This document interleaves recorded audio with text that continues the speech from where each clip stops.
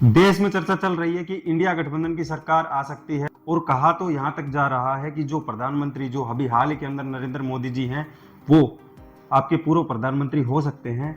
और इस वीडियो में हम आपको 5 ऐसे वेरीफाइड इशारे बताएंगे जो पब्लिक में मौजूद हैं और इस सरकार को गिराने का भी कहीं ना कहीं दम ये इशारे रखते हैं।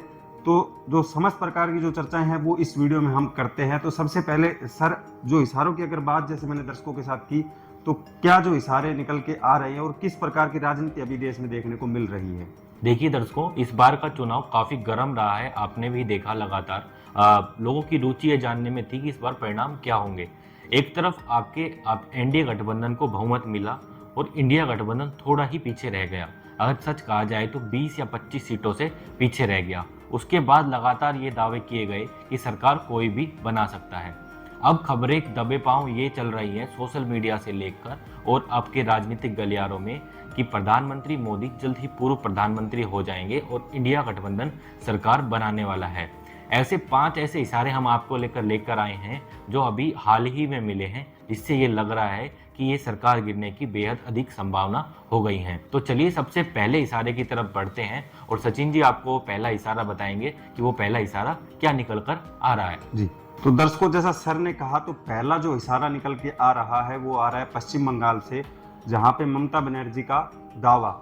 और ये दावा क्या है मैं आपको इसको एक्सप्लेन करके समझा देता हूं थोड़ा सा। ममता बनर्जी के द्वारा लगातार ये दावा भी किया जा रहा है कि बीजेपी के जो सांसद, क्योंकि बीजेपी इन चुनाव में पश्चिम बंगाल में 12 सीटें जीती थी और जो 29 सीटें थी वो आपकी टीएमसी पार्टी वहां जीतने में कामयाब हुई थी। ममता बनर्जी का बड़ा दावा यह है कि 3 सांसद उनकी पार्टी में शामिल हो सकते हैं। ये एक बहुत बड़ा दावा सामने निकल के आ रहा है। इसी के इतर अगर हम इसको इतिहास से भी अगर जोड़ दें तो यहाँ पे एक चीज देखी जाए, क्योंकि विधानसभा के जब चुनाव खत्म हुए थे पश्चिम बंगाल में, उसके बाद बीजेपी के पास लगभग 77 के आसपास सीटें देखने को मिली थी। लेकिन उन सीटों में से पश्चिम बंगाल में ममता बनर्जी ने क्या किया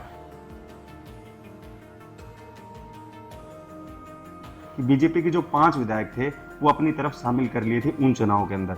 उन चीज़ों को भी अगर जोड़ के देखा जाए, क्योंकि उन्होंने पहले यही चीज़ का इशारा किया, बाद में जो है विधायकों को अपनी तरफ शामिल कर लिया और उसी प्रकार का दावा अभी भी किया जा रहा है। यानी कि अगर बात की जाए यहाँ पे ममता बनर्जी की, क्योंकि जिस प्रकार से अमित शाह जी को राजनीति का चाणक्य कहा जाता है, उनसे बड़ी चाणक्य अगर आज के दिन पश्चिम बंगाल में किसी को देखने को मिलती है तो वो ममता बनर्जी है। और उन जैसी बड़ी नेता का इस प्रकार का दावा बीजेपी के लिए एक बहुत बड़ा नुकसान का कारण बन सकता है। तो ये जो है पहला दावा यहाँ पे स्पष्ट रूप से निकल के आ रहा है दर्शकों। देखिए सचिन जी, इसमें बहुत बड़ा नंबर गेम भी निकल कर आता है, क्योंकि इस बार नंबर गेम बेहद महत्वपूर्ण हो जाता है। क्योंकि आपके जो विपक्षी पार्टी है यानी कि इंडिया गठबंधन, आपके पक्ष के जो जादुई नंबर से आपके 20 से 25 नंबर ही लगभग पीछे है जी। तो अब उसको आप हम ध्यान से समझे तो क्या सिचुएशन इस बार निकल कर आ रही है। अगर पहले हम परिणाम की तरफ चलें तो आपके एनडीए ने इस बार 292 सीटें जीती थी। वहीं अगर बीजेपी के नंबर की बात की जाए तो वो 240 था। वहीं अगर इंडिया गठबंधन की बात की जाए तो वो था 234 का नंबर। और वहीं अगर कांग्रेस की हम बात करें तो कांग्रेस आपके 99 पर इस बार रुक गई थी। और अदर की बात की जाए तो अदर के खाते में इस बार 17 सीटें आई थी। लेकिन उसके बाद लगातार जोड़ तोड़ की राजनीति दिखी और विभिन्न निर्दलीय विधायक आपके जाकर एनडीए इंडिया में या कांग्रेस में जाकर शामिल हुए।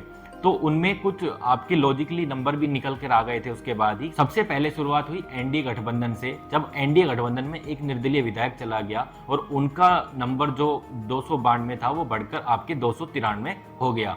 वहीं अगर हम कांग्रेस की बात करें तो कांग्रेस में आपके 3 निर्दलीय सांसद चले गए, जिसके बाद कांग्रेस का जो 99 नंबर था वो 102 हो गया। तो जैसे ही कांग्रेस का 102 नंबर हुआ तो इंडिया गठबंधन का जो नंबर है वो बढ़कर 237 हो गया दर्शकों जी। और वहीं अगर हम बात करें अदर के नंबर की तो यहाँ पर 3 उसमें चले गए, आपका 1 इसमें चला गया। तो 17 में से आपके 4 कम हो गए हैं। जो अदर आपके 3 कांग्रेस में चले गए, 1 एनडीए में चला गया, तो वो नंबर हो गया सीधा सीधा आपके 13। हम अगर ममता बनर्जी के दावे में सच माने तो 3 अगर उनके विधायक बीजेपी से निकल के आते हैं तो बीजेपी का जो 240 का नंबर है वो -3 हो जाएगा और -3 होने से बीजेपी का जो नंबर है 237 हो जाएगा। और अगर एनडीए गठबंधन की बात की जाए तो एनडीए गठबंधन आपके 290 पे आ जाएगा।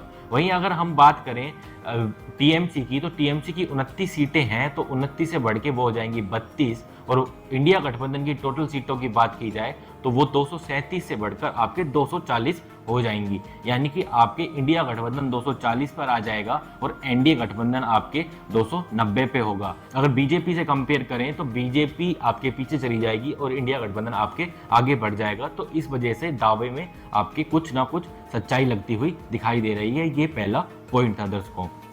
तो दर्शकों, जैसा सर ने आपको पूरा नंबर सिस्टम समझा दिया कि किस तरीके से जो है पार्टियों का जो सीटों के अंदर उतार चढ़ाव हर प्रकार का समझा दिया, लेकिन ये वीडियो अभी देख के आप खुश मत होना। अगर इंडिया के दर्शक हो, आप इंडिया गठबंधन की तरफ से आते हो, तो अभी देखकर इसको खुश मत होना। और साथ ही बीजेपी वाले अगर समर्थक इसको वीडियो को देख रहे हैं तो वो अभी से कमेंट स्टार्ट मत कर देना। तो आपको हर फैक्ट्स के आधार पर बताएंगे कि किसमें कितना उतार चढ़ाव, इन दावों में जो सच्चाई है अभी फिलहाल की वो आपको बताइए। इसके बाद ये एक फैक्टर है, तो इसके बाद तो अभी 4 फैक्टर्स और सुनने हैं आपको। उसके बाद जो है आप नतीजे तक पहुंचे, उसके बाद जो है कमेंट करें। तो सर दूसरा जो फैक्टर है वो आप दर्शकों के सामने रखें। दूसरा फैक्टर जो निकल कर आ रहा है वो कहा जा रहा है कि नीतीश बाबू की नाराजगी।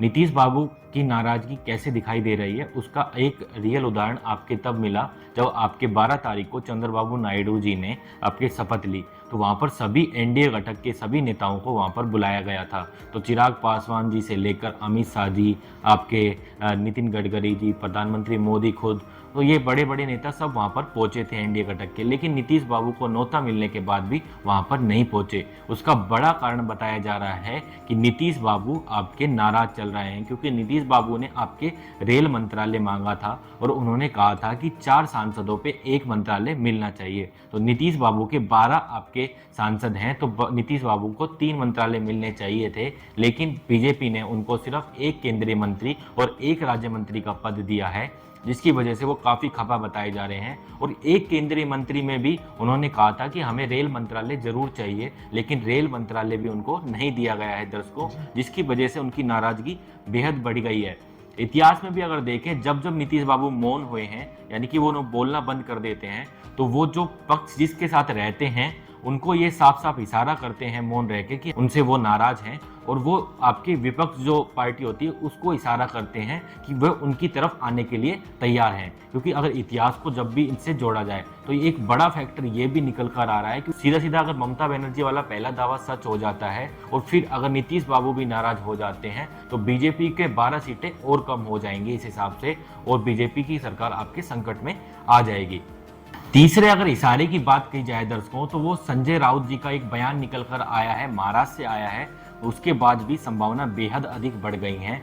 तो उन्होंने ये कहा है कि अगर आरएसएस चाहे तो 15 मिनट में आपके बीजेपी की सरकार को गिरा सकती है। संजय राउत जी का बयान इसलिए भी महत्वपूर्ण हो जाता है दर्शकों, क्योंकि हाल ही में आपके आरएसएस प्रमुख मोहन भागवत का जो बयान आया, जिसमें उन्होंने प्रधानमंत्री को अहंकारी बताते हुए और मणिपुर जैसे मुद्दों पर ध्यान देने की सलाह तक दे दी। उसके बाद आरएसएस के ही एक बड़े नेता इंद्रेश कुमार जी का बयान आया और उन्होंने कहा कि बीजेपी के घमंड की जो राजनीति, यानी कि लगातार घमंड की इशारे किए जा रहे हैं आरएसएस की तरफ से। यानी कि अगर दोनों ही बयानों को जोड़कर देखें, इंद्रेश कुमार जी ने कहा कि अगर बीजेपी ने जो घमंड की राजनीति करी उसकी वजह से वो आपके पूरी ताकत उनको नहीं मिल पाई। तो यानी कि वो घमंड की तरफ लगातार इशारा कर रहे हैं, और जिसकी वजह से लग रहा है कि आरएसएस खफा खफा लग रहा है। और जैसे कहा जाता है कि आरएसएस से निकली हुई बीजेपी पार्टी है और आरएसएस कहीं ना कहीं बीजेपी से बड़ा होता है हमेशा इनकी पार्टी में। एक खबर अंदर पे ये भी है, अंदर खाने की, जब मीटिंग हुई इस बार, जैसे ही चुनाव के परिणाम आए तो वहाँ पे आरएसएस की तरफ से 2 प्रमुख नेता भेजे गए थे। तो दोनों प्रमुख नेताओं ने सबसे पहले मीटिंग में यही सवाल पूछा जो आपके जेपी नड्डा जी ने बयान दिया था चुनाव के बीच में कि आरएसएस हमारे लिए अब इतनी जरूरी नहीं है, बीजेपी अपने दम पर चुनाव लड़ सकती है। तो उन्होंने सीधा सीधा ये सवाल पूछा कि भाई क्या हमको आप अलग करना चाहते हैं?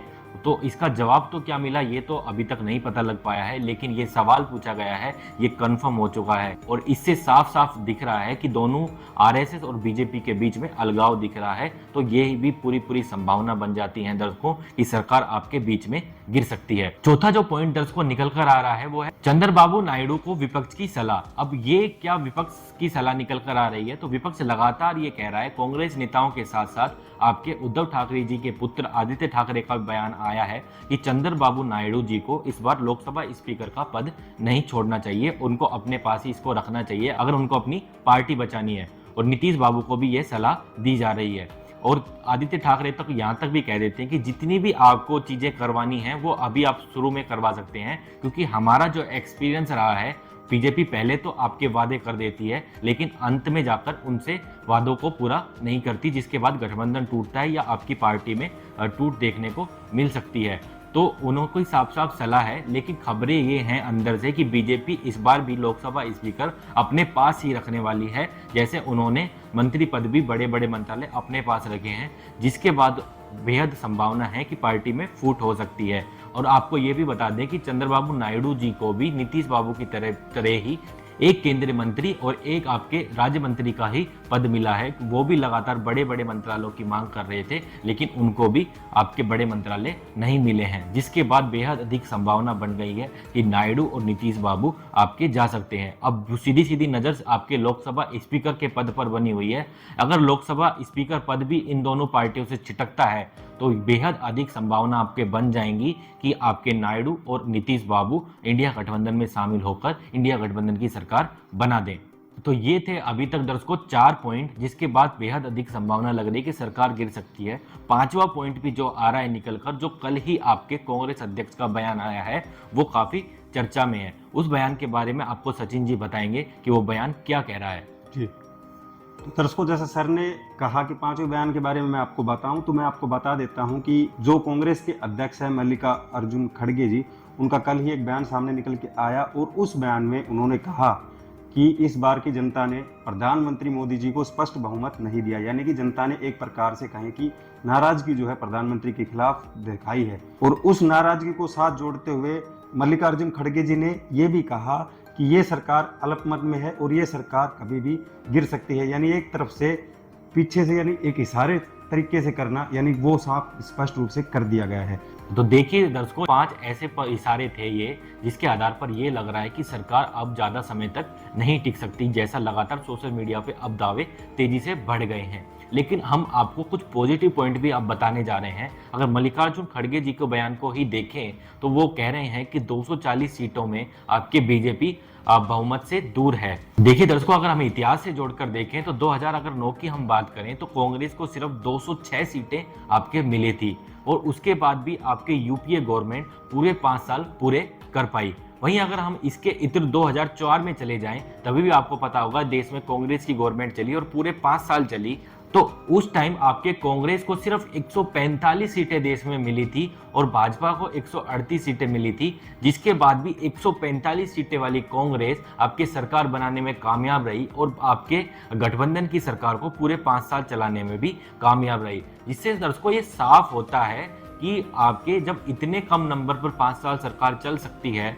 तो बीजेपी को तो फिर भी 240 का नंबर आया है, और इसके बाद तो बेहद अधिक संभावना हो जाती है कि प्रधानमंत्री मोदी अपना 5 साल का कार्यकाल पूरा कर लेंगे। वैसे आपको क्या लगता है? हमने आपको 5 पॉइंट ऐसे बताए जिसके आधार पर यह लगता है कि सरकार जल्द ही गिर जाएगी। 2 पॉइंट हमने आपको ऐसे बताए कि सरकार पूरा 5 साल पूरा करेगी। आपको क्या लगता है कि सरकार जल्द गिरने वाली है या नहीं? नीचे कमेंट बॉक्स खुला है, उसमें आप अपनी राय जरूर बता दीजिएगा। जी, और दर्शकों जैसा मैंने आपको वीडियो की स्टार्टिंग में कहा था कि इंडिया गठबंधन के जो समर्थक हैं वो कमेंट अब कर सकते हैं, क्योंकि हमने 5 फैक्टर जो है उनकी तरफ से बता दिए हैं, और बीजेपी समर्थक जो हैं वो भी अब कमेंट हमें कर सकते हैं।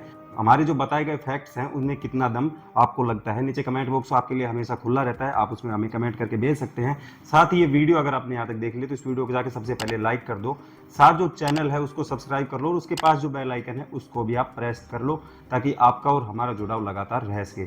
फिलहाल और उम्मीद करते हैं कि इस जानकारी को ज़्यादा से ज़्यादा लोगों के पास शेयर करोगे। ये जो जानकारी है ये आप तक ही सीमित ना रहे, ये आपके परिवारजनों रिश्तेदारों तक भी पहुंच सके। फिलहाल इस वीडियो में इतना ही। इस वीडियो का होस्ट मैं था आपका सचिन यादव, और हमारे साथ थे सर पुरुषोत्तम वशिष्ठ जी। मुलाकात होगी ऐसी ही राजनीतिक से जुड़ी सच्ची घटनाओं के साथ। तब तक के लिए जय हिंद, जय भारत।